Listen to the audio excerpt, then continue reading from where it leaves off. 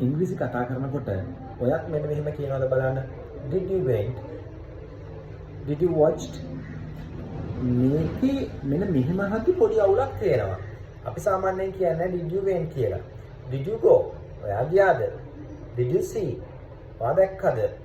එද did you saw කියන්නේ නැහැ. ඒතකොට ක්‍රියාපදයේ අවස්ථා දෙකකදී අතීත කාලෙට හැරවීමකට ලක් වෙනවා. ඒක වැරදි. ඒ නිසා අපි did එකත් එක්ක පාවිච්චි කරද්දී අපි එහා පැත්තට දාන අනිත් පැත්තට දාන ක්‍රියාපදය අපි බේස් ෆෝම් එකකින් එහෙම නැත්නම් මූලික ක්‍රියා මූලය තමයි අපි යූස් කරන්නේ. Did you see? ඔයා දැක්කද? Did you go? ඔයා ගියාද? Did you watch? ඔයා බැලුවද? Did you talk to her? ඔයා එයාට කතා කරාද? Right?